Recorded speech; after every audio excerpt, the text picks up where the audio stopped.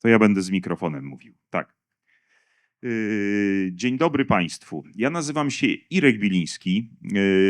Mam ogromny zaszczyt i przyjemność reprezentować organizację, która nazywa się For Results. I my staramy się jako organizacja, dosłownie pokażę jeden slajd, odrobinka marketingu, tylko chciałem pokazać, że w naszym pięknym kraju odpowiadamy za odrobinę dostarczania dawki rozwoju, zarówno takiego szkoleniowego, jak i konsultingowego, wdrożeniowego. I staramy się to robić dobrze, najlepiej jak potrafimy.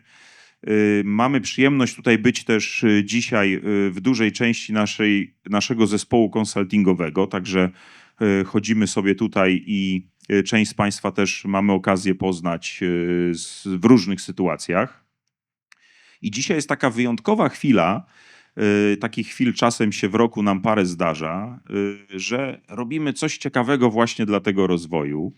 No i dzisiaj można powiedzieć jest taki moment, kiedy doszliśmy do wspaniałej chwili, kiedy w ramach tego, co robimy, a robimy sporo, jeśli chodzi o pomaganie firmom w budowaniu takiej wyjątkowej kultury organizacyjnej, szukaliśmy takiej książki, która dawałaby liderom trochę taki przepis na to, jak być dobrym i skutecznym liderem. I dzięki naszemu partnerstwu z Chrisem, który napisał taką fantastyczną książkę, to ten dzisiejszy dzień jest właśnie premierą tej książki i mówimy o mistrzowskim przywództwie, czyli 5 kapeluszy adaptacyjnego lidera. Chris pewnie trochę więcej powie, w związku z tym ja nie będę, moja młodsza córka mówi, żebym nie spoilerował, to już wiem, że to słowo znaczy jako boomer, że to znaczy nie wyprzedzać, także nie będę wyprzedzał, ale ta dzisiejsza chwila jest dokładnie po to. Kim jest Chrisem Butterworth? Ja parę słów powiem po polsku, a potem dokończę przedstawienie po angielsku. To jest osoba, która od prawie ponad 30 lat zajmuje się właśnie budowaniem takich wyjątkowych kultur organizacyjnych w firmach. Czyli jest coś takiego na świecie, co się nazywa Shingo Instytut. To jest taki instytut na świecie, który pomaga, można powiedzieć, przez Business Week jest uznawany za Nobla w zakresie doskonałości firm. I ten Shingo Instytut to jest taka organizacja, która na całym świecie zrzesza różne firmy doradcze i konsultingowe, ale też różne osoby i pomaga firmom właśnie w tej drodze do doskonałości.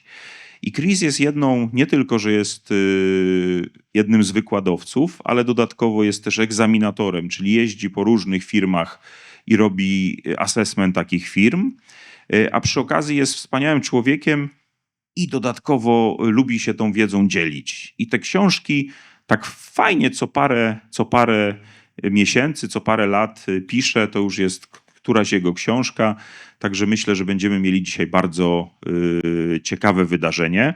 A ja dosłownie zanim przejdę już i oddam głos Chrisowi, bo to dzisiaj o niego chodzi, to jeszcze tylko chciałem bardzo, bardzo serdecznie podziękować Asi i całemu zespołowi tego pięknego miejsca za gościnę, za wielkie serce i to, że zgodziła się, żebyśmy tu dzisiaj mogli wygodnie usiąść, zrobić niezłe zamieszanie i przede wszystkim to dzisiejsze popołudnie po prostu spędzić tutaj. Także Asiu, jeszcze raz wielkie dzięki i naprawdę jesteśmy bardzo wdzięczni i polecamy, jak ktokolwiek z Państwa chciałby kiedykolwiek piękne meble, to naprawdę to jest wyjątkowe miejsce, żeby je nabyć. Także jeżeli mogę taki drobny pozycjonowanie produktu. Ja nie będę długo o marketingu, ale grupa For Results to już zlepek kilku firm. Ja tylko powiem krótko, za jaki rozwój w Polsce jesteśmy odpowiedzialni. Nasza część szkoleniowa prowadzi Akademię Psychologii Przywództwa, czyli i razem z Jackiem Santorskim firmę Values, także jesteśmy odpowiedzialni za rozwój w zakresie przywództwa. Nasza część Sales Angels jest odpowiedzialna w Polsce za rozwój największej społeczności handlowców, jeżeli chodzi o sprzedaż. Także jeżeli Państwo kiedykolwiek poszukujecie ciekawego rozwoju w zakresie sprzedaży, to Sales Angels to jest to dobre miejsce. Sales Angels prowadzi też IRSM, czyli Instytut Rozwoju Sprzedaży i Marketingu, gdzie staramy się dostarczać taką dobrą, mądrą wiedzę w tym zakresie. Jest tam 5 programów, między innymi jeden z programów jest dla CEO. Jeżeli mógłbym sobie wyobrazić lepszą reklamę tego programu, to zaprosiłbym tutaj wyjątkowego uczestnika i zaprosiliśmy Monikę właśnie. Także Monika jest uczestnikiem. Obiecałem, że będę dla niej miły dzisiaj, także to czynię. My jako ta część konsultingowa staramy się doradzać klientom. Mamy For Results Consulting, For Results Digital, czyli pomagamy klientom z technologią. Jest Wojtek Telenga na sali, ale on właśnie wyszedł. Mamy Instytut Industry 4.0, gdzie pomagamy klientom w różnego rodzaju automatyzacjach, robotyzacji. LearnUp to jest platforma e-learningowa do rozwoju, także to jest cała nasza grupa, ponieważ szukamy zawsze dobrego, mądrego rozwoju, żeby być takim dostawcą dobrej wiedzy. Mamy kilka partnerstw, właśnie między innymi Shingo Instytut, QRM Instytut, czyli metoda Quick Response Manufacturing, Visual Thinking, czyli staramy się budować wizualne fabryki, i Intent-Based Leadership z Davidem Marketem. Staramy się uczyć w ciekawy sposób leadershipu. No i oczywiście naszym partnerem jest ten oto wspaniały gość, czyli Chrisem Butterworth. Now I will switch to English. Thank you. I said a lot of good words about you. Wonderful. Yes. I hope that people will report how well I introduce you. Oh, good. But Chris is a wonderful leader who in terms of teaching, Chris is one of the best people I have ever met in my life. So Chris is a Shingo faculty fellow, as I told you before, and Chris is teaching a lot of organization worldwide about the operational and organizational excellence. So he helps leaders around the world to be the good leaders, lead with humility, lead with the respect, lead with trust. And he wrote another book, and today we have a really privilege to have a short workshop with Chris. Chris, floor is yours. We will have like 1 hour, 15 minutes of the workshop. Later, we plan like 30 minutes to ask questions, maybe 45 if we have a lot of questions. And then everybody who stay until the end will get the free copy of Chris' book with the dedicated signature. And we have some charity announcement at the end, so I hope you will enjoy the afternoon. Dzień dobry. Dzień dobry. Eric, I need the clicker. You need a clicker. Thank you. Thank you for that fantastic introduction. In Polish. I hope it wasn't too fantastic. Big boots to fill. But welcome. It is wonderful to be here and such a great venue. I think this is my 6th book, but I never write any of them on my own. It's always important for me to collaborate because I learn when I write books, and I think that is a good skill for leaders to think about, is always learning. So I must, for the book we're going to talk about tonight, I must acknowledge my friends, Stephen Dargan and Brad Jevons, 2 of my friends from Australia, who we created this book. And we based it on our experience of leadership over many years. So I used to be a senior leader at Jaguar Cars and ABB and JCB, the Yellow Diggers. And I was a senior leader of a consultancy business for 20 years, which I then sold my shares 8 years ago so I could retire and write books and teach. So that's a little bit about me. I am very sorry that I cannot present this in Polish. I just don't have that skill. I know 2 languages, English and Australian. Okay? That's it. But let's talk about this book. Let's go. So one of the reasons we wrote this book is because it's very sad, but there are very low levels of engagement around the world in the workplace. And every year, Gallup does a global survey, and every year they say engagement levels are about 25%. Well, let's think about that. That's terrible. That means that 75% of the workforce around the world are not engaged at work. Just imagine the opportunity if we could increase the level of engagement. When you dig into the details of the surveys, it gets even worse. 8% of people in the world would not wish their job on their worst enemy. How bad can it be? 64% of people would change their job for less money and a better work environment.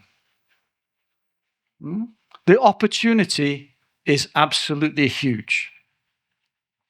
What the research shows is that there are 3 things which have the biggest impact on engagement. The one thing that comes out always in the top 3 is the quality of the relationship someone has with their direct boss. It overrides most other things.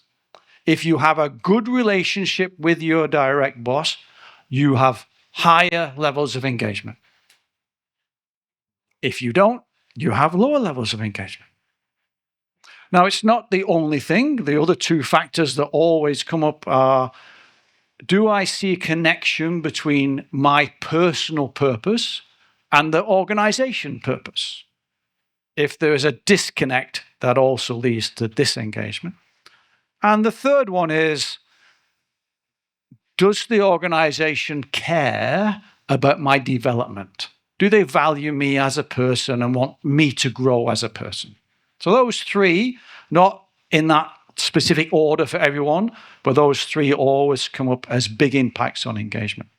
So we thought, well, if the single biggest impact on engagement is how someone is treated by their direct boss, then leaders need to get better at that.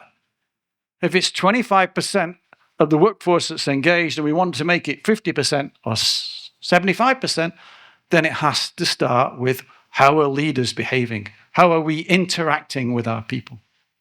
So that was why we decided to write this book, because you can learn how to be a great leader. It's not that hard. It just takes practice. So that's what I'm going to talk about. If we have got time for questions at the end, but if there's something that you're burning to ask me on something when I present, just put your hand up and we'll also take some questions during the talk. Also, at the end of the talk, we're going to give you an exercise to do. You'll have to jump up and down 5 times. No, a different exercise. We're going to ask you to do a self-assessment against some of the things that I'm talking about, and then discuss it with people in the room. So what we realized was that all of us are first and foremost feeling beings who have the ability to think. But in most situations, our response is based on our feelings, and we respond on our feelings rather than think carefully about how we should respond. Let me illustrate this. Have you ever said something to somebody or sent an email to somebody and then said, "Oh no, I wish I hadn't said that"? Anyone? Put your hand up if you've never done that. No?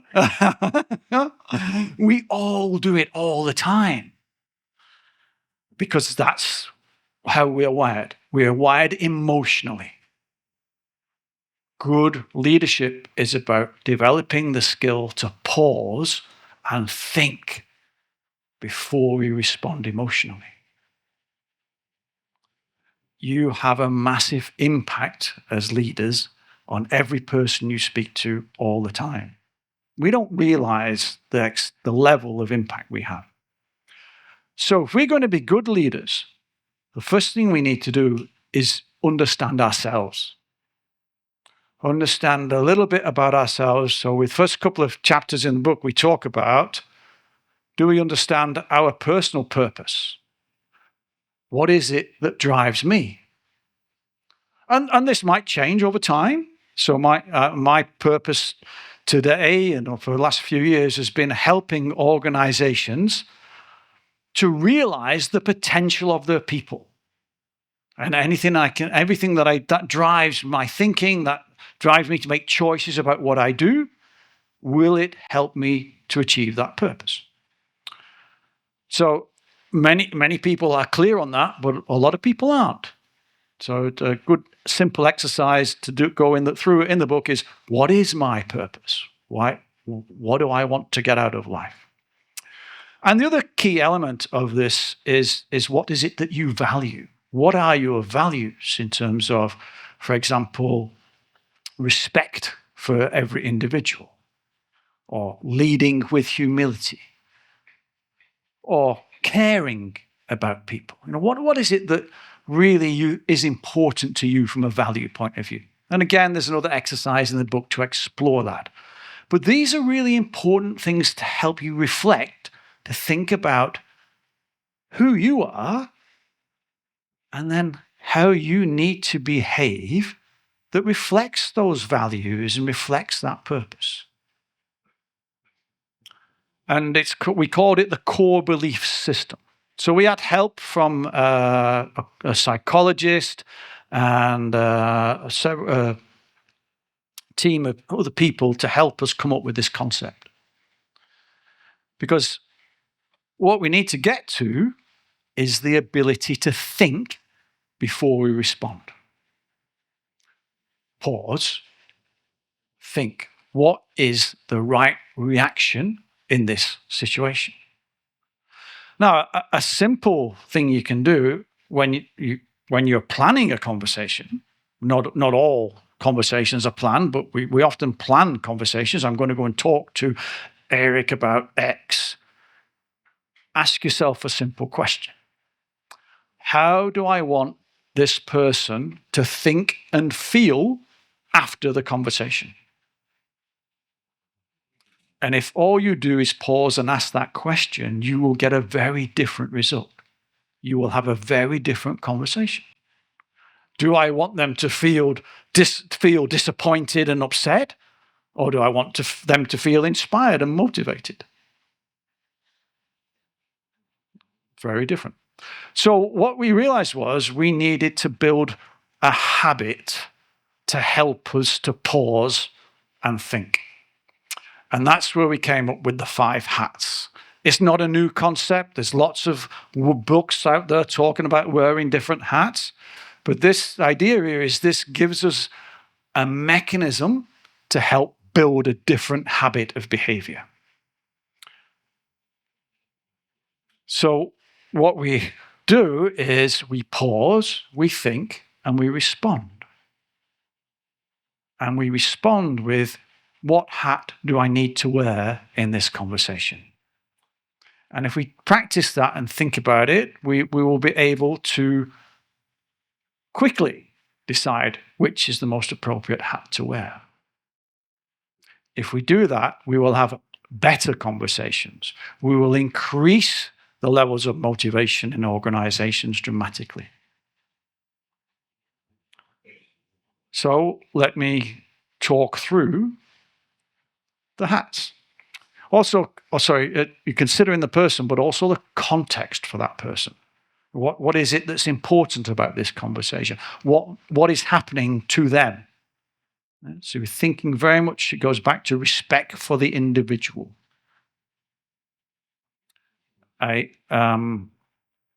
Often we don't think about people at work. Unfortunately, many organizations don't think about them as people. We label them as a forklift truck driver or an accountant's clerk, or we label people by the job they do. Nobody is only the job they do. Everybody is much bigger than the job they do. Everyone has potential far greater than the job they do. And we need to stop thinking about people and boxing them into only that task that we see them doing. We have to think about them as people. That changes our mindset in the type of conversations we're going to have. So the hats. I'm going to talk a little bit about the hats. Now, I presented this a few times, and quite often people say to me, what sequence should we use the hats in? Okay? And the answer is, it depends. There is no fixed sequence. It depends on the context and the person that I'm talking to. When we get skilled at this, we might use all 5 hats in the same conversation. Not often, but we certainly might use more than 1 or 2. So I'm going to give you an overview of what each hat means. And I'm going to start with the one at the top, which is inspire. So inspire is a key leadership skill. Inspire is about encouraging people to think about the future, to help them to see how they connect to the organization. How is what I am doing important to the organization? Am I, for example, am I just cleaning? In hospitals, this came up. Can someone let this nice gentleman in, please? In a hospital I was in, they had big problems with germs, shall we say, infections. And they realized that one of the reasons was that the cleaning wasn't quite as effective as it could have been. When we spoke to the cleaners, they just said, yeah, well, okay, we clean. But when leaders had different conversations with them that said, okay, well, do you know why you clean? Do you know how important it is? Do you realize that if you don't do this, people get even sicker and might not even leave the hospital? Oh, really? They actually built pride into those people by helping them to see how important their job was and inspiring them to feel even better about the job they're doing and really motivated about doing it. If you can inspire your people, you will get a massive amount of what's called discretionary effort. They will always go one step more because they want to do more, because they connect to the purpose. So inspire is very powerful. We as senior leaders, we often assume that people know what we're trying to achieve. One leader a few years ago said to me, I've told them the strategy 20 times and they still don't get it. Sorry, I was shouting then. I promised not to shout because he gets blasted at the back. I said, well, okay, so, definition of insanity is keep trying the same thing again and again, even when it doesn't work. So telling them 20 times is clearly not working. Have you asked them any questions about the strategy? What do you mean? Well, have you asked them what it means to them? And so we had this, I'm going to bring me on to the next act there, the coaching act. We then had a coaching conversation about, okay, well, is there a different way of doing it then? Could you explain what you're trying to achieve and then ask people how they might help? Because if you just tell people things, they kind of get about 10% of what you're telling them. If you try and tell it too long, they might just decide something else is more important. Their mind wanders. So they don't know. If you ask people questions, then they'll think for themselves. So the key skill in coaching is to ask questions. Lots of leaders believe they are great coaches because they're advising their people all the time what to do. They have all the answers. That's not coaching. I'll tell you what that is in a moment. But coaching needs humility. Coaching needs you to, even when you know the answer, not to tell people the answer. It needs you to ask questions that enable them to think for themselves. Because what you're doing with coaching is you are building the person. You are building their ability to think and make decisions that are good for them and good for the business. And they're inspired to do that because they see that they are valued. If you just give them advice all the time, you are building dependency on you. They stop thinking for themselves and they just keep coming to you for the answer. And you never go home. Yeah? Anybody in the room working very late at night, wondering why all the people have gone home and they're still in the office? Yeah? You're being too nice. You think you're doing the right thing by doing all the jobs for them, but that doesn't help them and it doesn't help you. No? I used to do that because I thought when my first manager's job, I thought, oh, right, I'm now leading a team. My job is to tell them what to do and have all the answers. I wish someone had told me it wasn't. It would have been much easier. My job was to help my people to realize they had all the answers. And I just needed to create the environment where they could do it. So coaching is only asking questions. What we tend to do when we give an advice, we are actually mentoring, and that comes under the teach hat. Sometimes we need to teach. Teaching is a very powerful way of learning. Every time you teach, you learn something. Because to teach it, you have to understand it at a different level. So it's okay to teach. It's good to teach, but not all the time. I have to do both. I have to be able to teach and coach.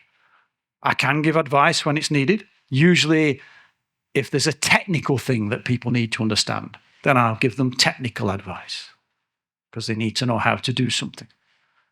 But many years ago, one of the best companies I'd ever visited, they had the senior leadership all took it in turns to teach the module on continuous improvement to new starters. So anyone new joining the business would have an hour workshop with an executive team member about the continuous improvement culture that was in place. Imagine the power of that. We know that improvement is really important because the senior team are teaching it to us.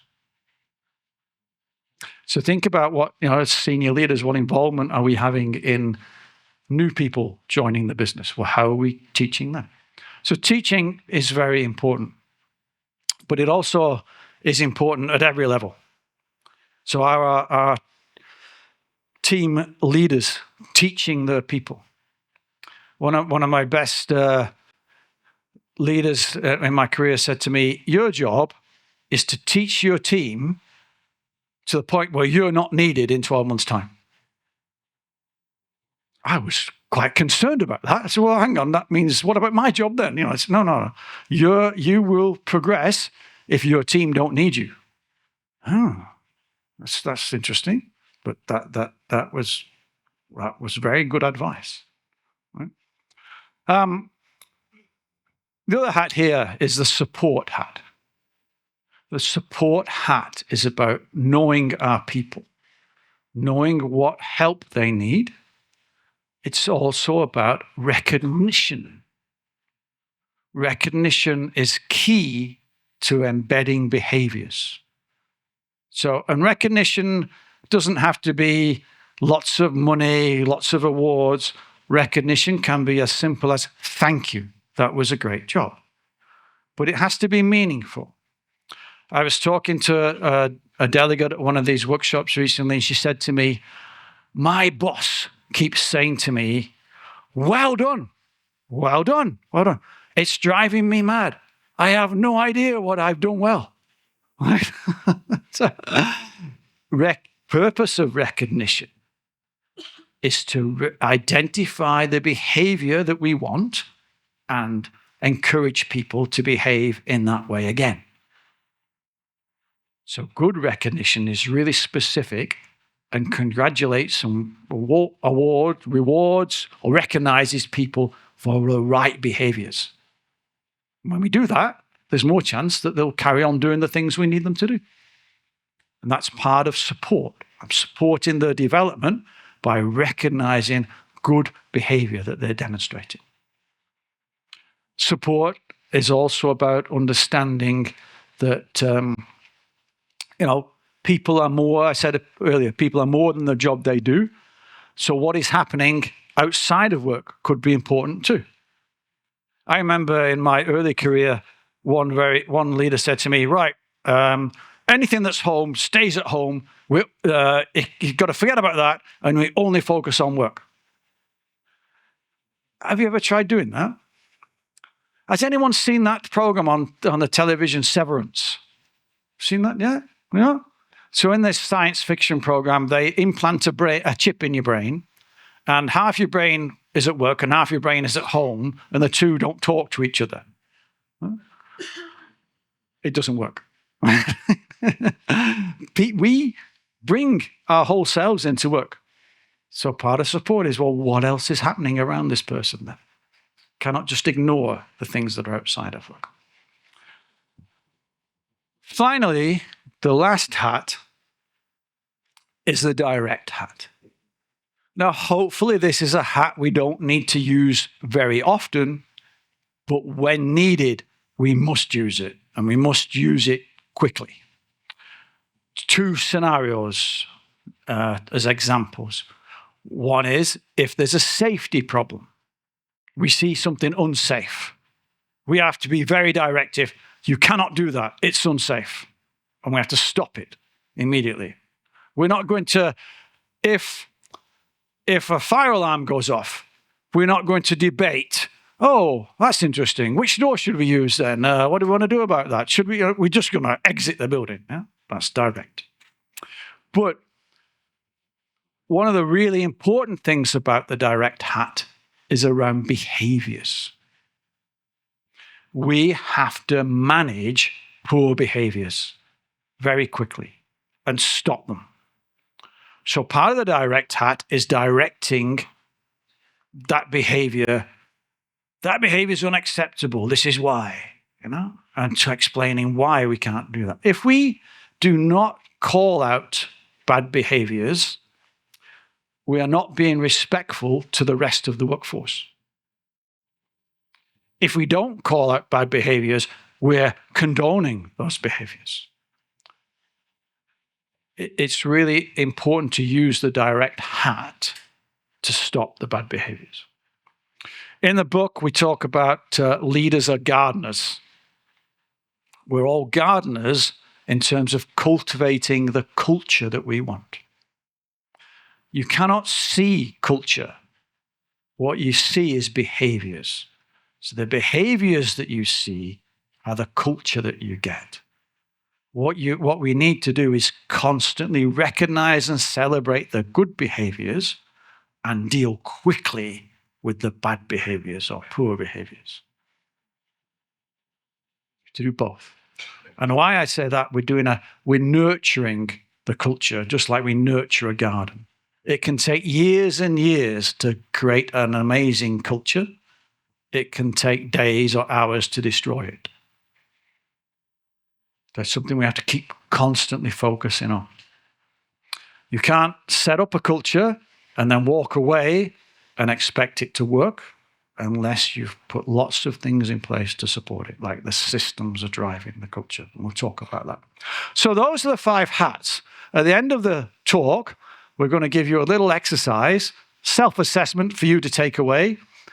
Are there any of these hats where you'd like to develop further? There's a prize for anyone who's got the highest level on all 5 hats. You get a free book. Okay, so again, go back to this context. Pause. What am I hearing? Who is this person I'm talking to? Which hat should I wear in this conversation? Do they need coaching? Do they need teaching? Do I just need to inspire them a little bit? Do I need to be a bit directive here? Do they need support? Pausing, choosing the hat will mean you have a much richer conversation, and as a result, we'll get higher levels of engagement in the organization.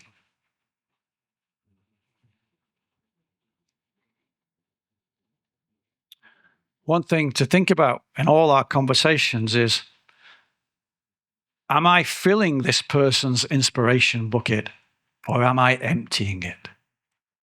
What do I mean by that? So sometimes we have conversations and we leave people feeling like this.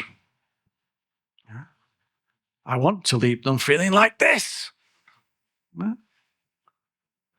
In Australia, I call it the barbecue test. In the UK, I call it the pub test. You go out somewhere, like here. We go out here and we say to people, "Oh, hello, I'm Chris. Hello, I'm Chris. You are Peter. Peter. Hi, Peter. Oh, where do you work?" And Peter says, either, "Oh, I work for," and he's really proud of where he works. He's inspired. Or he might say, "Well, I work for," really simple test of what the culture is like in that organization. What we need to do is as much as possible, think about, how do I have everyone proud to work at my organization? I don't want to be I don't want to be draining the inspiration in the conversation. Another example. Hi, we didn't meet. I am Peter. Peter, no, this is really good. Anyone not called Peter? Huh? And I can just sign lots of books with 2 Peter now, so very good. Peter comes to me with a good idea. Okay, in this game, I'm your boss. Okay, so Peter comes to me with a great idea to make an improvement. As he's telling me this idea, I think of an even better way of doing it. And my idea will be better because I'm the boss, yeah? So he's telling me the idea, and I say, "Peter, that's really good. But what if we did this instead?" Yeah? How are you feeling? Yep. Not good? Yeah? Killed? How many times do I need to do that before you just give up and don't even bother telling me about your ideas? I'm pretty persistent. Yeah. Yeah. Sooner than later. 3? 2? More than this. But Oh, okay, good. For most people, 3 is the maximum, yeah? Well done, persistent. Yeah?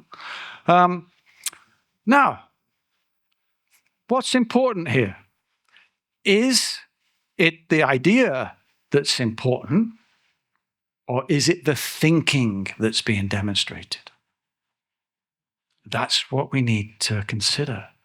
Because I've already said it's a good idea. My idea might well be even better, but that's not the point. Peter, that's the behavior I want, is to encourage Peter to come up with good ideas. So what should I do? I should put my coach hat on and say, "Oh, that's a really good idea. Have you thought about X? And ask a few questions just to check it's not going to cost me a lot of money, or that it's not going to be unsafe. And even if I have a better idea, I should keep quiet. And I should say to Peter, well, that sounds really good. Can you go away, have a go at it, and come back and tell me how it went? Now how are you feeling? No. It might not work. I might know that it might not work. But that's okay, because he'll come back and learn from it. And he'll be happy to come up with another idea. Because I would say, when you come back, I would say, how did it go? Oh, well, it didn't quite work as I went. Oh, it was brilliant. It's a completely different conversation. I hope that what I've done is inspired you to do more thinking about improvement, rather than just be the boss that has all the answers. Yeah, but it's also about delegating, right? The art of delegating. Absolutely, yeah. No, but so you got to trust people. You got to build, and trust is one of the key things we talk about in the book. Is you trust people because they will then learn. Thank you for that help.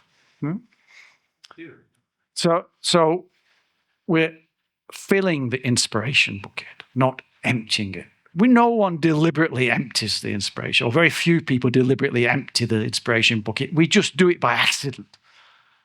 I think that I'm being helpful when I tell him I've got a better idea.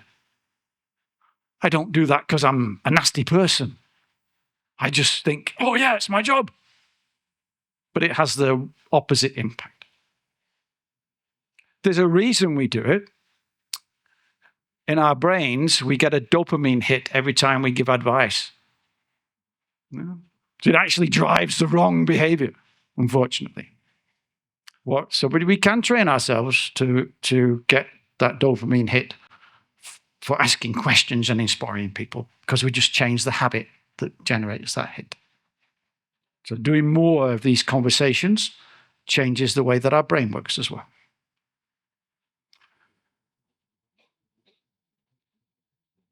So let's talk about high performance. So there's a whole chapter on this in the book about high performance. And this is high performance from an individual, but also high performance across a team. And high performance depends on the character of the person. It depends on the behaviors. And it also depends on the vulnerability. Are leaders prepared to demonstrate vulnerability? So my colleague, Stephen Dargan, who's co-author of this is his formula, and he tells a story in the book about this. He got a new job at an executive level. We had two bosses. As a general manager level, he had two bosses. Two bosses who both wanted completely different things from him, the opposite of each other. And he got to a point where he could just not cope with this stress. And he came very close to just walking away from everything. But he decided that what he would do would be vulnerable and share his concerns at the leadership team meeting. Very brave thing to do. Vulnerability takes bravery. And then the CEO cancelled the agenda for the meeting and said, okay, let's talk about this. This isn't acceptable that you're thinking of leaving. You're thinking he was on the verge of taking his own life at one point. And they said, well, this is just, what are we doing? We cannot do this to people.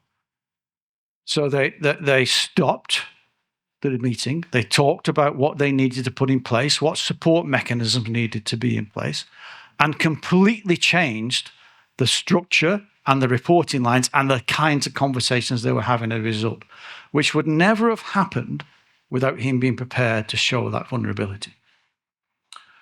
Because all of us have interference in our lives. Interference impacts massively on performance. So, for example, the research shows that under stress, people lose up to 50 points of their IQ. Aim for higher. The average IQ is 100. So that's 50% of the average IQ disappears. How can we expect people to do a good job? How can we expect people to even think about improvement if their mind is if they are completely stressed out and they can't really think, they're only able to apply half of the brain, half of their IQ. It just doesn't work. So we need to be aware of some of the interferences. So they might be extrinsic interferences like bullying, marital issues, alcohol abuse. Hopefully, not all of these things are happening for one individual at the same time, right? But there might be two or three. So again, this comes to the support hat. Thinking about people as people. What else is going on in their lives? In the book, we tell the story of someone who was a very high performer, really exceeding performance for 2 or 3 years, and then they suddenly stopped. And the organization traditionally would have just put them onto a performance review. Your performance is not good enough. But they decided to explore it a bit more. What was happening? Why had this great performer become a poor performer? Turned out that they were transitioning from male to female or female to male. They were going through a gender change. Their family had rejected them. They'd got nowhere to live. They were couch surfing with friends. Their whole life had fallen apart. They didn't tell anyone at work because they were too embarrassed. It took a lot for them to open up and be vulnerable and talk about it. But once they did, the organization said, well, okay, what do you need from us to help? I don't know where to go to the toilet. Okay, well, let's make the toilets unisex then, so it doesn't matter. Yeah, so they just simple things like that made a big difference. They built that person back up. 6 months later, they were back to a high performer. We underestimate the cost of losing people. It's horrendously expensive to keep training people and recruiting people. And yet we see rates up to 20% of turnover in teams. Why are so many people leaving? We've got to stand back and say, what do we need to do to reduce that? How do we keep people? Part of keeping people is to understand the interferences and to support them. I was assessing a company in Canada a few years ago, and I interviewed a young gentleman, and I said, what's it like to work here? It's a question I always ask on assessments. And he said, this company saved my life. I will do anything for this company. And the story that he then told was that he was a drug addict, that he had got addicted. He couldn't get out the addiction. His performance at work went to the floor. The president pulled him up, made him explain, coached him, talking through, explained what he did, put him on a drug rehabilitation program paid for by the company, got him back into the business, and he will do anything for that company now. So there's also things go on in our heads, People have ADHD, they have post-traumatic stress disorder, anxiety. I have one friend who is absolute genius, but his ability to cope with stress is wafer thin. So he's absolutely brilliant in the right environment. You put him under stress, he can't function at all. And we need to recognize that. Because if he wasn't in the job he was in, there'd be a big loss to the organization. So these interferences, we need to be aware of them and manage them with the support hats. So, how many for time? Okay. Couple more. I often get leaders saying to me, oh, this is all wonderful, but how am I supposed to find time to do all that? Yeah? Anyone in the room thinking, I'm a bit busy at the moment, how am I supposed to fit all this in? No? Okay. It's very common that we're very busy doing the wrong things. In prize-winning organizations, single prize-winning organizations, leaders spend 60 to 70% of their time managing culture. That means they're having conversations about behaviors. They're understanding what's happening in the organization. They might spend some time on continuous improvement and some time on day-to-day stuff. In many organizations, it's the other way around, where leaders are spending 70% of their time firefighting. We have to pause and we have to ask ourselves, why? Why am I not spending more time on managing culture and behavior? There's a quote from Edgar Schein, professor at MIT. He says, the only thing of importance that leaders do is to manage culture. If you don't manage culture, it manages you, and you're often not aware of the extent to which that is happening. So what he's saying there is, if we don't proactively manage it, we spend a lot of time firefighting the problems that it causes by not managing it. So this is an exercise that we have in the book where we say, think about how you're spending your time today.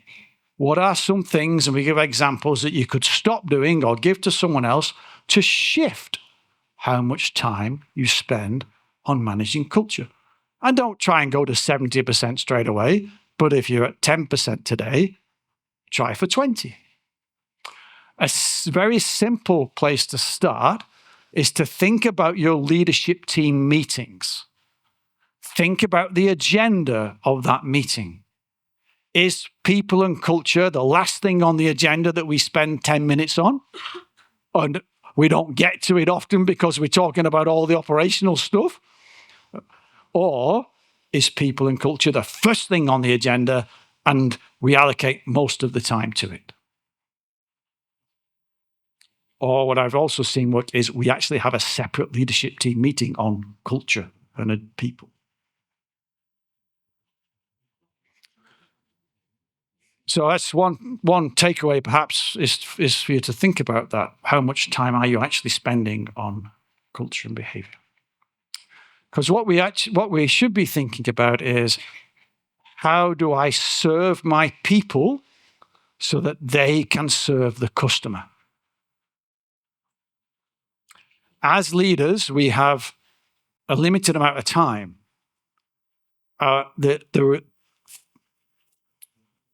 What customers experience is much more about how our people behave than how we behave. Yeah? Because it's a day-to-day experience. So how do I support my people to do a great job for the customer? Have I given them the tools for the job? Have I given them a system which makes it easy to do a great job? Or have I given them a system which makes it hard to do a great job? This takes humility. In the good organizations, leaders say, if something goes wrong, they'll say, Peter, I'm really sorry I gave you, I can just call anyone Peter now, can't I? I'm really sorry I gave you a system that allowed a mistake to happen. Would you be willing to work with our problem-solving team to help redesign that process or system so that mistake can't be made again? Very different than saying, what the hell do you think you're playing at, making that mistake? You do that again, you're fired. Two extremes. No one would do that really, but hope. It does happen. So we serve our people so that they can serve the customer. We serve them by giving them the tools they need for the job, by giving them good processes that help them make it easy to do a good job. And a good way to think about this is each one of these slides is a chapter in the book, so I'm just giving you some highlights. But if you're going to design a system, you ask some key questions. What's the purpose of this system? What behaviors do I need in this system to deliver that purpose? And here's a potential new concept for some people here. How do I measure those behaviors? Key behavioral indicators. So KPIs tell us the result. KPIs measure the behaviors that will give us those results. They're the strongest form of lead indicator that I know. If I want that result, what behavior do I need? If I'm not getting that behavior, I'm not going to get that result. So we design our systems or redesign them knowing what behaviors we want and constantly reinforce them, check them. So when we go and talk to people, we're not testing the person, we're testing the system. We're really testing ourselves. Have I made it easy for them or not? Because what we want to create is an environment where people are free to make decisions, to make improvements, to help us to serve the customer, and to create a great place to work. I want to move people from a constrained environment where they're not allowed to think for themselves, where I tell them what they do, when they do it, and how they do it, to an environment where if I don't turn up one day, everything happens even better than when I'm there. Because they're committed. So, shall we take some questions now and then do the exercise? What do you think? Or, Up to you. okay, let's do some questions, and then we can give you this little exercise to do. We're going to hand out some paper with this on, and I'm going to ask you, yes, please hand them out. We'll ask you to say, where are you today against these levels of maturity? So, if you're at stage 1, you need to go and buy that hat. If you're at stage 2, you might started it but need to practice. 3, you might use it regularly. 5, you lead by example. So while we're just handing those out, any questions that people might have? You can do the exercise. Please. Hi. Could you give us a few examples of KBI? Great Because it's not so common in Poland. Okay. Thanks. Very good question. Thank you. So, a couple of examples. Earlier I spoke about what percentage of time do we spend in the leadership team meeting talking about culture and behavior. That's a KBI. It's a key behavior then because it's measuring the behavior of the leadership team. It's one example. Other examples, I was assessing an organization in the middle of nowhere, actually, on a mine in Australia. And they had a visual board. And on this board was the list of names of the people in the team and the dates of the meeting next to it. And I noticed, and some names had a cross against them. And 2 names had 3 crosses against them. So I'm looking at this, I'm thinking, oh, well, please, can you tell me what this is about? I said, oh, well, we don't use it anymore, but when we first started these meetings, people were turning up late to the meeting. It's meant to be a 15-minute meeting, a huddle around the board. People were just turning up late. So we agreed as a team that if you're late to the meeting, you get a cross against your name. And you have to put the cross on yourself, right? Not the rest of the team. You have to own up and say, oh, put the cross on. If anyone gets 3 crosses, they have to buy everyone in the team a cake. Right? They left it up for me to see, but they didn't need it anymore because only 2 people bought cake for the teams and then no one was late for the meeting again. Right? So this is the other thing about KBIs. You can have a bit of fun with them, and they only need to last for as long as it takes to get the behavior change. So they're not like KPIs that are there for long. They might just be there for a short space of time. So the easy answer is anything that measures behavior in some way is a KBI. And I think I guarantee that everyone in this room probably has some KPIs in their business at the moment, but they don't think about them in that way. I think it's really useful to think about them. Have I got the right balance of KPIs and KBIs, and identify the KBIs?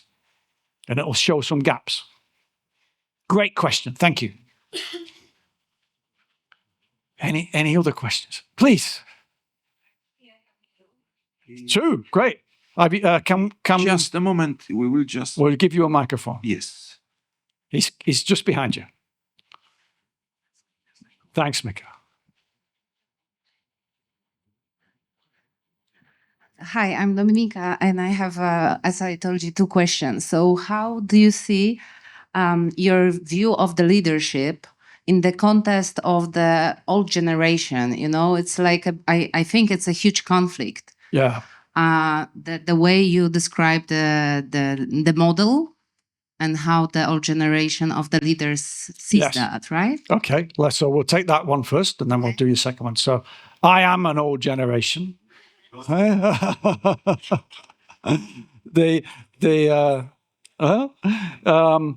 So you can learn to be better even when you're older, but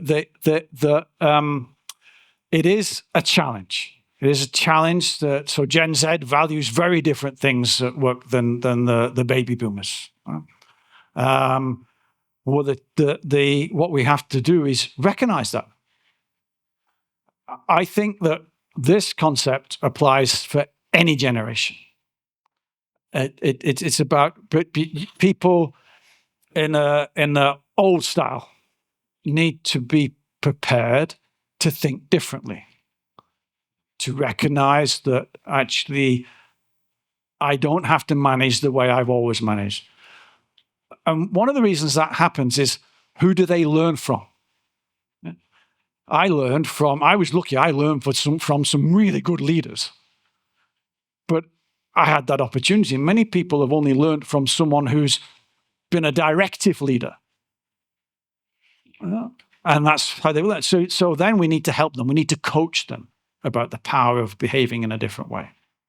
Yeah, the old generation, this is the problem. The old generation doesn't want to learn from the younger one most of the time. Yeah. It goes the way around, I guess. And it might mean that they need to be vulnerable. They need to be prepared to be vulnerable.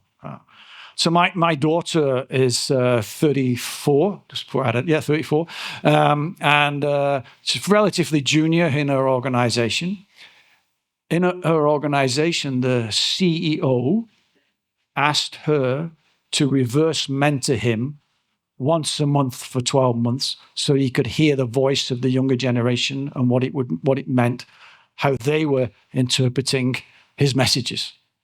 And Yeah, so actually this is about the second question that I was to ask you, because I think for any other generation after millennials, it's like really essential to have this kind of leadership. So do you find this leadership as a chance for the market, for the future leaders somehow? Sorry, I don't understand the question.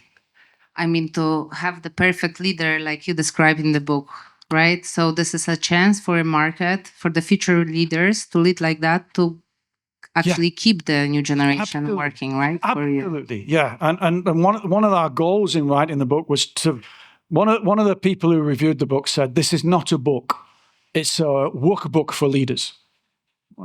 It's a way of help, because we often don't teach leadership, or we teach leadership generically in terms of the theory of it. But this is, I hope, something practical that says, no, this is how I need to behave if I want to get the best out of my people. Okay, thank you. Great questions, thank you.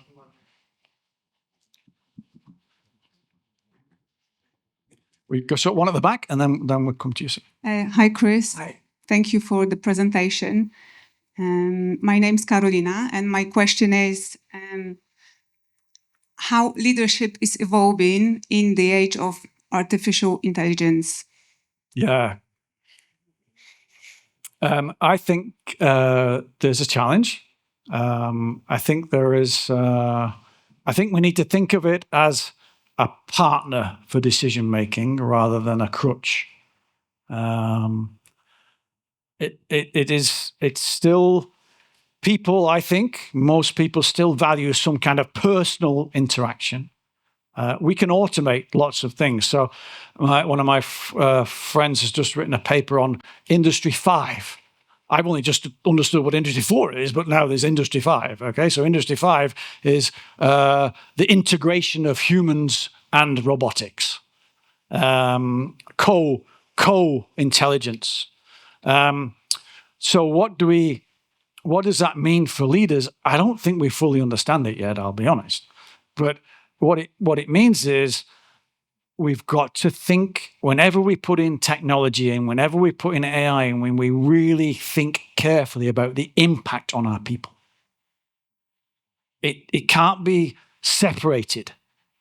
Every organization, yes, we might need a different skill set. We might, in some cases, need fewer people, but there will still be people there. So we have to make sure we put that people lens into any use of new technology. And that's as much as I can get there at the moment, because to be honest with you, I don't know the full answer. But great provocation. Did you have a view?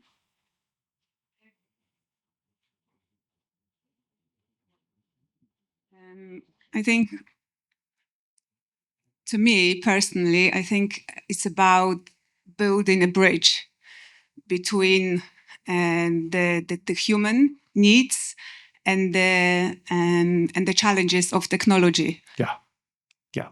So we've got to always have that people perspective on it. Absolutely. Correct. Thank you. Thank you. And a question here.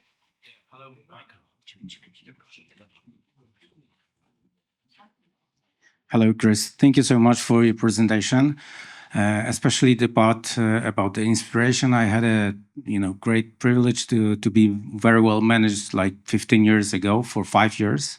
So I had an example of a great CEO in my life. He told me on one-to-one, because he had one-to-ones as a part of the system of every, let's say, I don't know, middle and senior managers. He told me that he's number one HR manager in the company. So it bridges to your working on the culture, Absolutely. right? Yeah. But the question is, I discovered some kind of and I recognize some kind of a system that he was using. Would you recommend the system that would build and use the hats? That is there a system ready to use to implement everything you said? Do you mean an IT system or a process? No. Okay, The system, the system of managing people, managing business, managing culture. So I'll give you one that I think is really key. Has anyone heard of the word Gemba? Okay. My view, it's a terrible word because it's a Japanese word. We use it in all the wrong context, and we don't really understand it enough. We just label stuff. So I in the book, I rename it. I rename it to its purpose, which is look, listen, and learn. And we need to practice looking, listening, and learning. Learning about ourselves. What can I do better to help these people? So that becomes a system when we put in place, okay, I'm going to go and do 3 look, listen, and learn activities every week.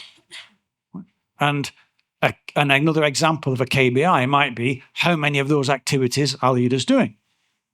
Okay. That might not be a great KBI, because guess what? If you give leaders a target to do 3, some will do 5 because they're overachievers and they want to be able to tick the box to say, I've done 5. So you might then need to move to another KBI, which is what's the quality of the conversation that leaders are having in those discussions. This is one company I know does this on their one-on-ones. Who is the customer of a one-on-one conversation between a leader and an employee? Both to some extent, yeah, but actually in this mindset, the employee is the customer. I want the employee to value the one-on-one conversation. So they have a KPI that says they do an anonymous survey on Net Promoter Score, which says, would you recommend your one-on-one to your best friend? Yes or no? What percentage of people would recommend it to their best friend is a KPI. What they use it for is to identify which leaders need coaching in how to do better one-on-ones. Because even though the people who fill it is anonymous, they get the accumulated results by leader. Yeah. So I think a long answer, but a really great question. So one of the key systems to put in place is this look, listen, learn activities. And it's not just about that includes one-on-ones. It includes observing meetings, observing huddles, and also doing structured walks where you go and look for how well specific systems are operating. You can go for a really good test, for example, within this look, listen, and learn. You might go to ask people, do you know what we're trying to achieve here over the next 2 to 3 years? Or whatever the right words are. Do you know what our goals are and if they don't know, you then have to look in the mirror and say, actually, if they don't know, that's my problem, not theirs. Because it means I haven't explained it in a way that they can connect to it. So my hat then becomes Inspire hat. Yeah, so on my one-on-ones, there was always same agenda. So every time, like, I don't know, once half year, we had a conversation. First point was about the business. Second point was start, stop, continue feedback. So he was listening about the company, about the CEO. And third one was a nomination of our colleagues for winning behavior. So we were nominating our colleagues for best behaviors, right? Yeah. And of course, there was also OGSM, but also as a system, not only as a document, but living system. OGSM is a great example of a system that brings the strategy to life. Yeah. Very good. Thank you. Good questions. Thank you. Have we any more? Please. And then we'll take both. Hi, my name is Justyna. And we talk about being leaders and talking about our people. But let's imagine a situation that you as a leader has a leader. And is there any possibility to use those hats to talk to your leader? Maybe the leader is from another, time and doesn't understand many things. How could we use those hats? I use them in reverse. I think that is fantastic thought. Yes. Back to your question earlier, about well, how might leaders better understand? So my daughter does this to me all the time, but if we think about it, it could work quite well, couldn't it? So this leader's talking to me in this way. I actually think they need a bit of coaching. Coaching can be very subtle. I'll ask them some questions that might make them think differently. If you want to be really brutal, like my daughter, you say, how do you think that makes me feel? But you can, then you can, that was when she was 8, I think. But you can inspire leaders the other way too. I'm only thinking about this as a fantastic question, because if we think about this leader, I want them to be inspirational. What questions might I ask that would help them to be inspirational? I think as we're talking about this, sharing how it makes me feel, the conversation that we're having, I think would be quite an important thing to do. To change the way that they think, because often leaders don't realize the impact that they're having. most leaders have good intentions, but the execution might not be great. So they need the feedback. Might need to be brave to do that. But in most cases, if it's done the right way, they will listen. They might not accept it straight away. They might go away and think about it and reflect on it. One of the best leaders in the world I know is a guy called Gary Peterson at O.C. Tanner, and he tells a story where he's embarrassed by this story, but it was one of his biggest learnings, was he was trying to implement flow in that organization. They won a Shingo Prize 20 years ago. They are really, really one of the best in the world. But he was so adamant and got so fired up about it that one of his team members cried. And he walked away, feeling bad about it. But he went back the next day and apologized and said, look, I'm really sorry. That was wrong. Tell me what we need to do. And it completely changed his worldview on how to lead. So yes, fantastic question. Thank you very much. I think you are next, but you've got the mic. You can go. All right. So I'm Paulina. Thank you for all you have said. It's amazing, like simple it is and difficult it is, and it requires a lot of change inside the leaders. Yes. So what's the trigger that makes them think, change, and putting the lens of people first? So I think I'll go right back to where I started about the core belief system. I think many people haven't thought about that. What is it that I value? What is my purpose? Yeah? And if you can think that way, you start then thinking about, well, how do I make sure I keep exhibiting my values and achieve my purpose? And for most people, that will mean they change their behavior. So I think that's a really good place for leaders to start. Also, go back to the question about older leaders. Helping them to understand their core belief system is very powerful. This thing where we react based on behaviors rather than on thinking. That conversation I've had with many leaders recently, and they've gone, "Oh yeah, oh right, okay, and that's one thing I need to change. I've got to learn to pause before I just react."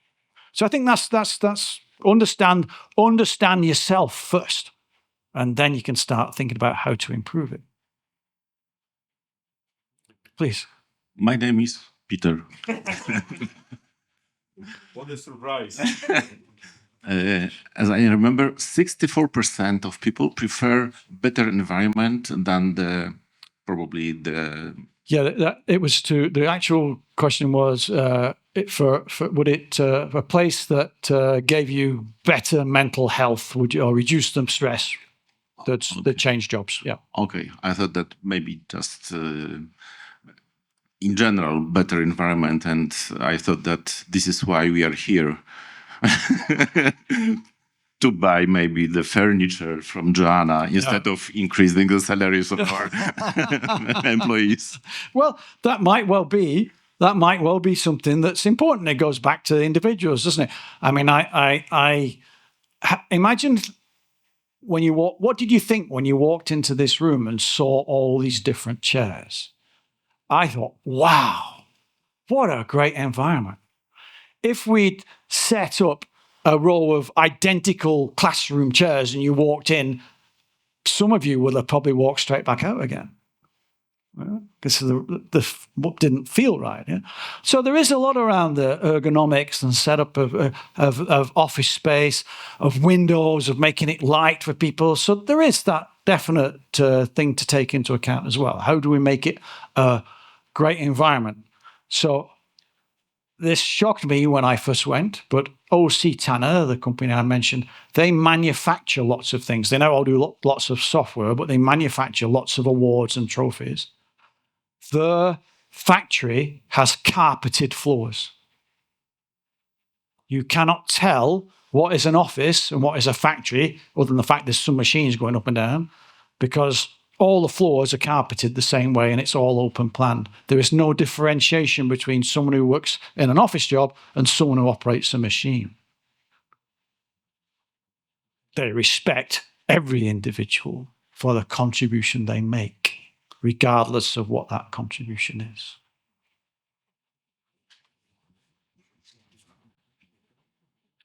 So on right at the back. Hello. Hello, it's Lucas. I would like to hear what you think about someone who wants to become a leader and he would like to improve in each other hat.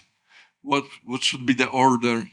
How should he measure the improvement he makes in each aspect? Thank you, Lucas. Wonderful question, because that's going to set us up for this little exercise.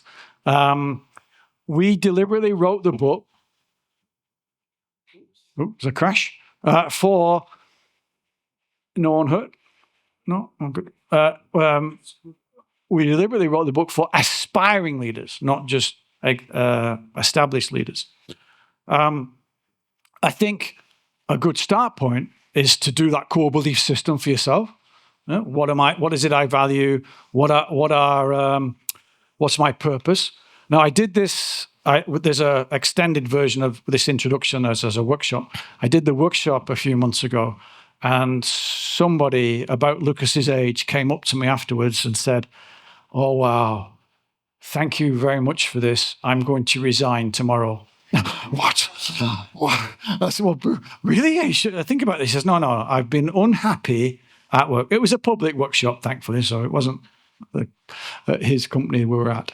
He said, "I've been unhappy at work for the last 6 to 9 months, and I didn't really understand why.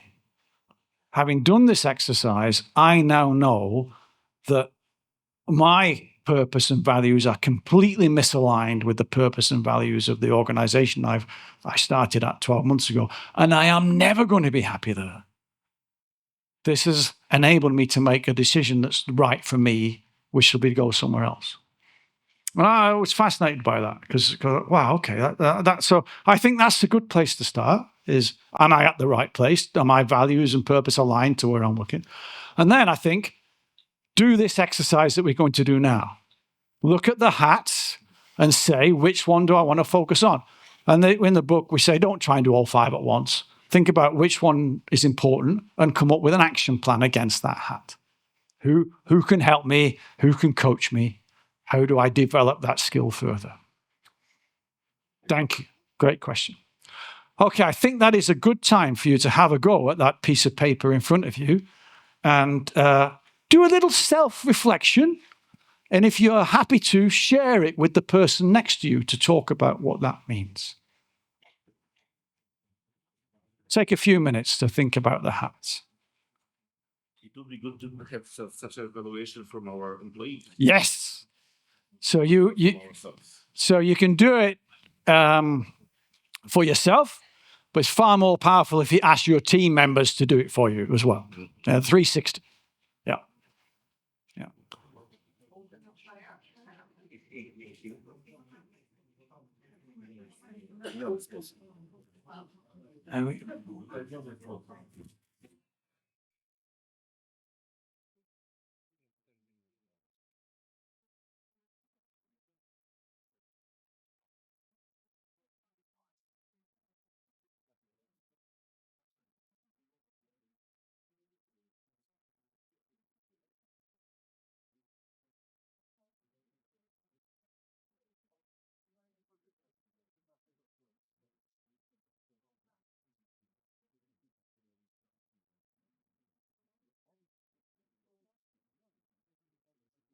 You can share. You can share.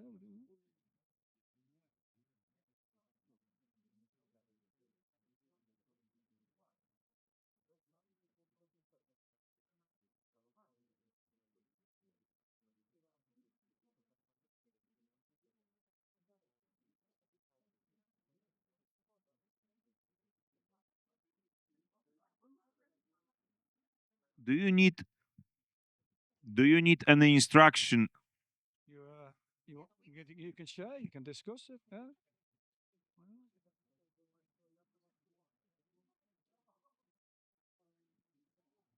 Hello? Or else there's a bit sun's in your eyes. I didn't see you right at the back. Hello. You've done the exercise? All right. Okay.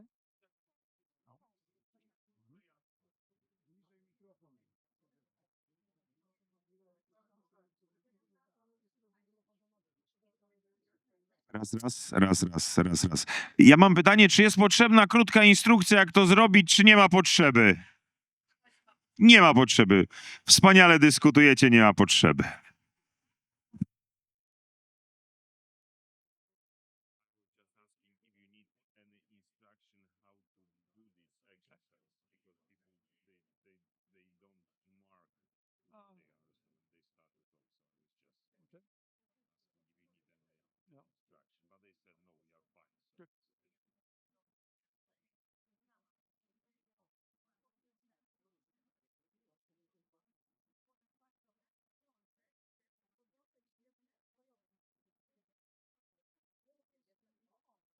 Testing.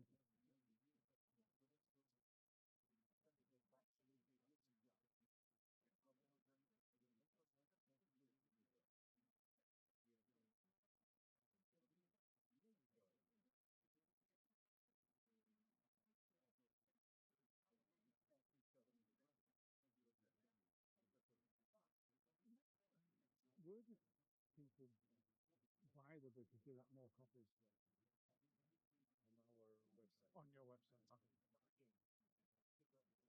Okay.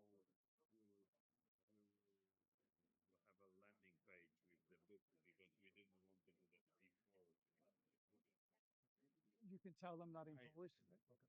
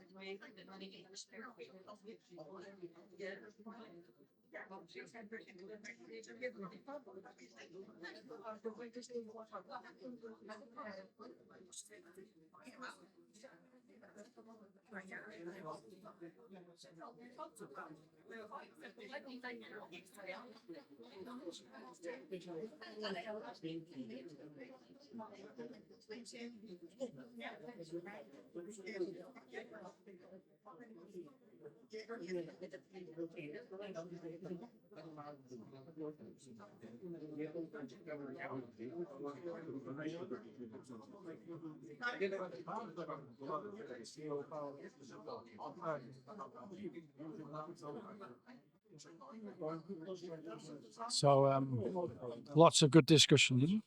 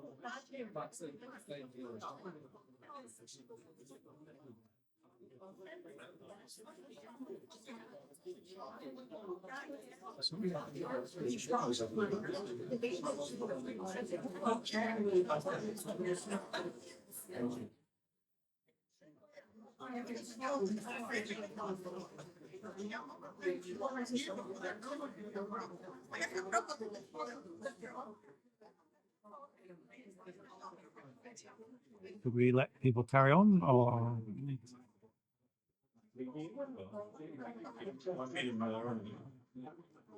Okay, just 1 minute more, please.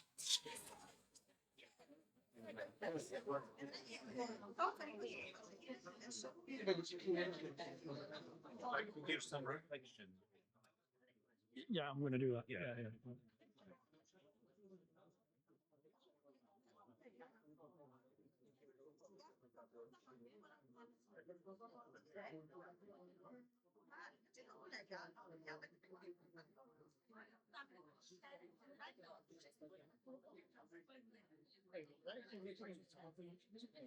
There's so much passion in there.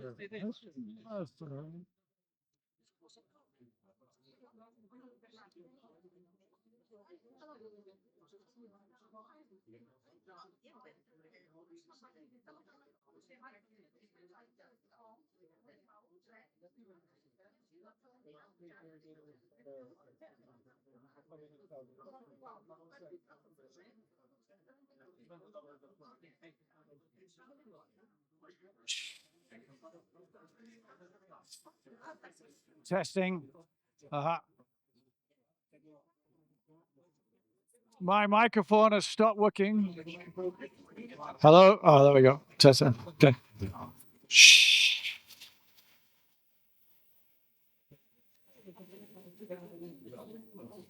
Usually works. Okay. Wow. What passion in the room, but that's fantastic. But I'm sure you want to go home tonight too. So thank you for showing such enthusiasm and passion. I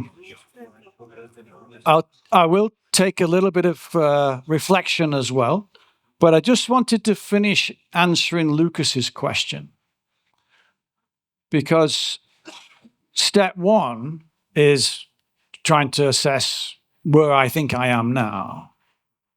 You might even want to get some feedback from other people as well. But step two is, so what? Where do I want to move my skills to? We're not going to do that now, but when you read the book and have a look at it, you say, okay, well, actually, I'd like to get much better at the coaching hat, or I'm really not being using the direct hat when I need to. How do I practice that? So what I recommend is you then do a second cross when on reflection. It's okay, well, where do I want it to be by when? And then step three, is your personal action plan to close the gap. Yeah. And that's what I would, to get the most out of doing this, I'd encourage you to do that after today, to think about, is there one hat that really stood out for me that I'd like to work on? So maybe that's something that, would anyone be willing to share that there's one hat they would like to focus on to improve? Was that, Peter, all of them? No? No. The direct hat. You want, yeah? You feel you'd like to, yeah? And it's a challenge for many people. It's to do that. Yeah. Especially those that were in past blessed with amazing teams. Yeah. Yeah. They've never had to do it. Yeah. So good one. Good one. It's like I say, it's not, hopefully not needed often, but when it is needed, it's really important to do it. Yeah. And many leaders don't like conflict. They don't like doing it because they think it's going to cause tension. So how you do the direct hat is important. So you never do it publicly, for example, unless it's critical at that moment in time. But you for safety, you might have to stop something. But most of the time, you can plan the conversation. Okay, good one. Anybody got any other hat they want to focus on? Oh, okay. Sorry. I don't need a microphone because I can speak. Yeah, I can hear her fine. No.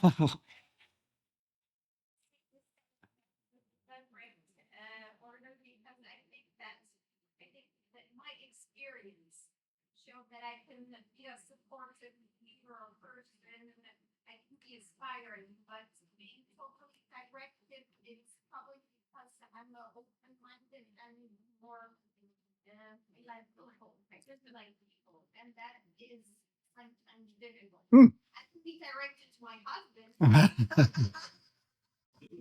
You don't like it? That's for sure. Yeah, it is. So if you can be directive to your husband, what is it that enables you to be directive to him?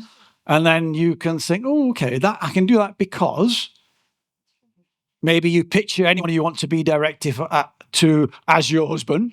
Yeah? Maybe not.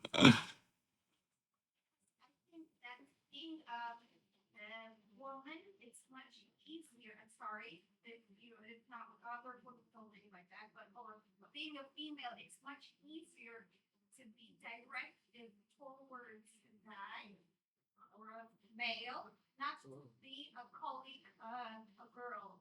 Ah, okay. I wouldn't know. I'm not even going to try and claim I know that. But it's interesting. But what you're doing already is identifying things that you know you need to work on, yeah? Yeah? Great. Thank you. Did anyone get 5 on every hat? No, not yet. No one. I don't put myself at 5 on every hat. Yeah, so this is, and also when you think about your improvements, don't try and improve all the hats at once. That's a great example of, actually, I know I need to be better at that one. So I'm going to try and shift that. If I've got anything that's at level 1 or 2, probably focus on that first. If you've got something at 1 or 2 and others are at 3 or 4, then fine. Don't try and shift one hat to level 5 when you've got other hats that are still down here. Try and get some balance. Okay, I think. Any other questions or reflections? Was that exercise useful? The hats exercise, was that useful to do? The reflection is always useful, yeah. We had a big debate about the hats, and reflection was, should reflection be a hat, along with a few others. But we decided that we put it in support. Yeah, it's a behavior within support. Like recognition is also a potential hat, but we can group it under that support banner. I have a question, Chris, because Please. you are in the country where the direct style is I would say, dominating style because of our culture, history, everything. So the good boss is the boss who can tell people what to do and very often how to do it.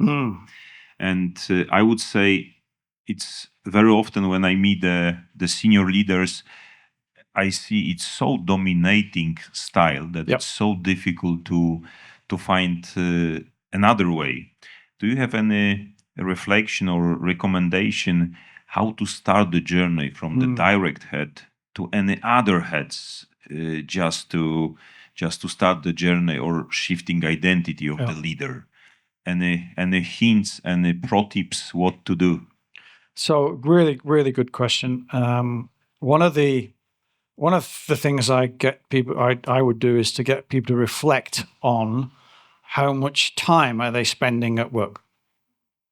Because usually when you were in the direct hat, you're at work all the time, never, because you're having to do everything. So controlling everything. So you can. I always think the best way to approach any situation like this is to ask questions that encourage people to think. Yeah. So Voltaire said many years ago, like 300 years ago, judge a person by the questions they ask, not the advice they give. And so I think that if you just try to advise someone in that role, then they won't listen. So you have to think of questions that help them to think. So one question might be, do you think you're getting the best out of your people at the moment? Of course I might tell them what to do. Do you think that there are people in your business who could contribute more? Oh, yes, they could all contribute more. Okay. How might you help them to contribute more? Oh, see, you're changing, you're working on the way they think. So you have to help people to value their people, I think, and value them not as a commodity, but as an asset that has huge potential. If, other than property companies, okay, because if you're not a property company, then the only asset that you have that has the potential to infinitely increase in value is your people. If we can develop our people, they increase in value to the organization. That's the mindset shift you need to get them thinking about, that says, value people because you will get more out of them if you do. Great question. Thank you. Thank you. Any other questions before we change the topic a little bit? No? We have just a few. Do you want me to show this, or are you going to talk about it? I will, yes, if you wish. Can I switch to Polish? Because yes, please. Thank you. Bardzo Państwu dziękujemy w ogóle za ogrom pytań. Chcieliśmy też przy okazji podziękować kilku osobom, bez których ta książka by się też nie ukazała. Widziałem Bogdana gdzieś tutaj, który jest, Bogdan z tyłu, tak. Słuchajcie, proszę Państwa, gdybyście kiedykolwiek chcieli wydać swoją książkę albo wydać jakąkolwiek książkę, to jak mogę sobie wyobrazić, że ten proces jest czasem trudny i pełen wyzwań, to z firmą Advance ten proces jest przyjemny i naprawdę idzie płynnie. Słuchajcie, myśmy tą książkę dostali miesiąc przed terminem, a współpraca z firmą Advance to jest czysta przyjemność. Bogdan, także wielkie dzięki za wsparcie i podziękowania dla całego zespołu, bo masz naprawdę fantastyczny zespół profesjonalistów. Także gratulacje. My też się staramy tacy być.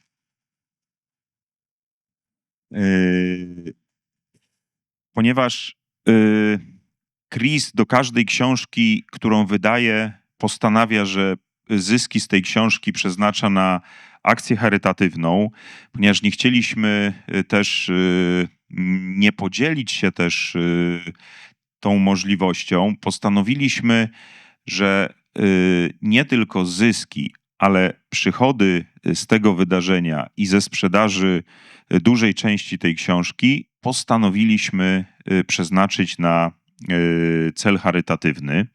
I proszę Państwa, jeżeli zagracie z nami, jest Marcin Grela, który często mówi: sprzedawanie to pomaganie. A ponieważ ja podziwiam Marcina za to, jak pięknie buduje społeczność Sales Angels, to ja postanowiłem dzisiaj wykorzystać to, że sprzedawanie to pomaganie. I ponieważ zastanawialiśmy się, jak mądrze połączyć jakby zacny cel tego spotkania, czyli można powiedzieć premierę książki z pomaganiem, postanowiliśmy też podziękować poprzez pomaganie dwóm wspaniałym kobietom, które robią niesamowite rzeczy. I proszę Państwa o pooglądanie dosłownie 2 krótkich filmów, a mianowicie postanowiliśmy pomóc 2 fundacjom. I mamy taki pomysł, zobaczycie za chwilę 2 krótkie filmiki i zaraz przejdziemy już do podpisywania, ale koszt książki to jest 70 zł. I postanowiliśmy, jeżeli Państwo chcielibyście, dostaniecie oczywiście książkę w prezencie bezpłatnie, ale gdybyście uznali, że to wydarzenie miało wartość dla Państwa i warto byłoby się podzielić, to prosimy o wpłatę tych 70 zł na wybraną fundację z tych 2. A jeżeli ktoś z Państwa mówi: nie, no to wydarzenie było naprawdę tak dobre, że nawet jestem gotów czy gotowa pomóc tym 2 fundacjom wpłatą po 70 zł, to będziemy tym bardziej super wdzięczni w imieniu tych fundacji. Jak zobaczycie, co robią te fundacje, to myślę, że jeżeli uznacie, że to wydarzenie miało wartość, to zachęcam do pomocy. Myśmy w czasie ostatniego finału Sales Angels jakimś cudem, jakimś niewiarygodnym splotem różnych wspaniałych rzeczy pomogliśmy jednej z tej fundacji na 200 000 złotych. I to było niesamowite wydarzenie, a ponieważ się trochę poznaliśmy z Agnieszką Kozak, która też tu robiła, można powiedzieć, premierę swojej książki właśnie u Asi, to stwierdziliśmy, że jedną z fundacji będzie właśnie ta fundacja. Pokażę dosłownie 2 krótkie filmiki i to może też otworzy nasze serca do tego, żeby pomóc. Specjalny ośrodek wychowawczy w Poznaniu przy ulicy Mariackiej jest placówką oświatową dla dzieci i młodzieży ze specjalnymi potrzebami edukacyjnymi. W naszym domu mieszka 70 chłopców i dziewczynek, którzy na co dzień uczą się nowych siebie. Bo dzieci przychodzą tutaj i mają pewien swój obraz i myślą, że tak musi być i nie może być inaczej. A to, co jest dla nas szalenie ważne, to to, żeby wyszli stąd z przekonaniem, że jest wybór, że możesz inaczej, że to ty wybierasz i masz wpływ. Nazywamy się placówką, ale bardzo nam zależy na tym, żebyśmy byli domem. Staramy się w tym domu dać im doświadczenie właśnie tego, że są ważni, potrzebni i piękni. Staramy się im pomóc rozwijać ich talenty i to, co w nich najpiękniejsze. Po powrocie ze szkoły, żeby czekał na nich ciepły obiad i ktoś, kto chce im komu ten obiad podać. Żeby był zainteresowany tym, co się u niego wydarzyło dzisiaj. Fundusze, które dostajemy od naszych ofiarodawców, służą nam przede wszystkim do tego, żeby właśnie wspierać i rozwijać. To znaczy stwarzamy takie przestrzenie i takie miejsca, zapraszamy takich ludzi, tak staramy się być z naszymi dziećmi, żeby one właśnie mogły rozkwitać, żeby mogły doświadczyć, że są dobre, że są piękne, że są potrzebne. To jest robienie pięknych pomieszczeń dla naszych dzieci, pokoi, świetlic. To są też zajęcia, spotkania z ludźmi, a to są też wyjazdy, kajaki, narty, łyżwy, rolki, obozy sportowe. Bardzo ważnym aspektem też tej pomocy jest diagnozowanie naszych dzieci. Są wizyty lekarskie, wizyty różnych specjalistów, co daje konkretne narzędzia do tego, aby dzieci wspierać i im pomagać. Często powtarzam naszym dzieciom, że to chodzi o to, że ktoś o nas pamięta, ktoś nas widzi i dla kogoś jesteśmy ważni. Pieniądze są tylko narzędziem i środkiem, albo aż ważnym i potrzebnym. ale to jest dużo głębsze i dużo piękniejsze. Bardzo wam za to dziękuję. Jeszcze raz to powtórzę. Czujcie się przyjaciółmi naszego domu. Dziękuję.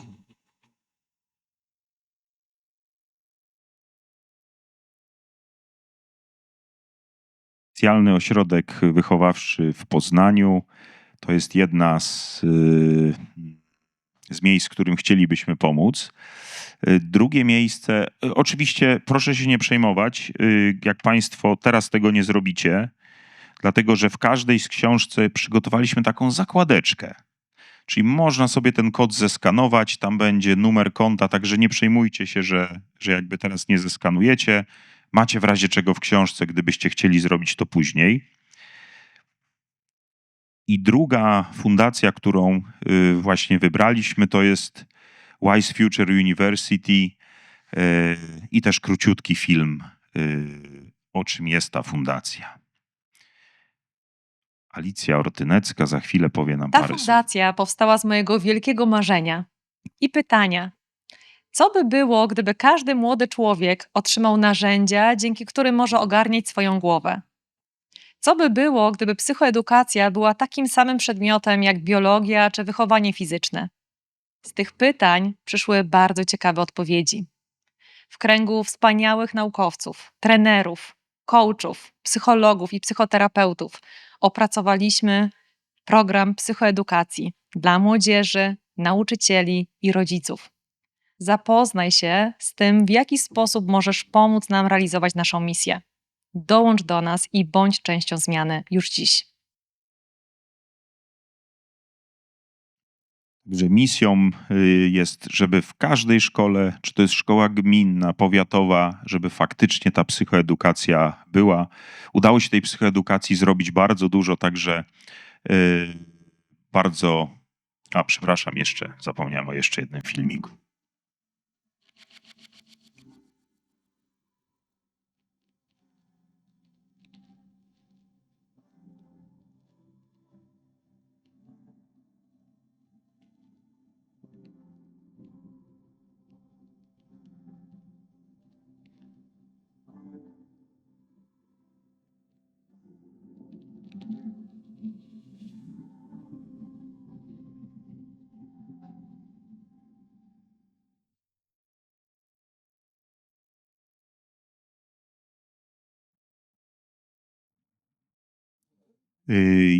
Ostatnie podziękowania i krótko powiem organizacyjnie, żeby nam sprawnie poszło. Jeżeli chodzi o podpisanie książki, to bardzo serdecznie zrobimy to tam w tym pięknym domku na końcu.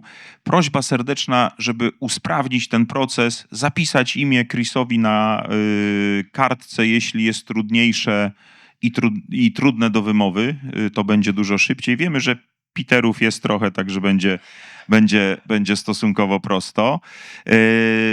Ostatnie moje podziękowania. Chciałem serdecznie podziękować Kamilowi. Kamil jest tam na końcu, który, tak jest, który całe to wydarzenie od samego pierwszego pomysłu koordynował, przygotował. Mam nadzieję, że organizacja tego wydarzenia przebiegła płynnie, także Kamil, wielkie dzięki, super robota i udało ci się tylu wspaniałych gości ściągnąć na to wydarzenie. Także bardzo, bardzo Państwu dziękujemy. Wielkie dzięki, że byliście z nami.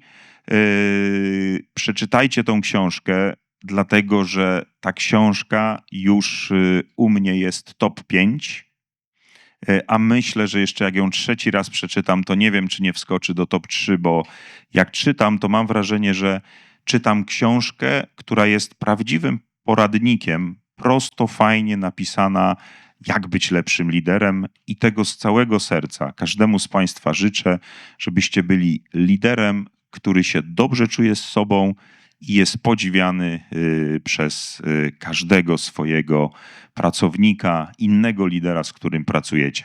Także bardzo, bardzo dziękujemy i zapraszamy na podpis książki.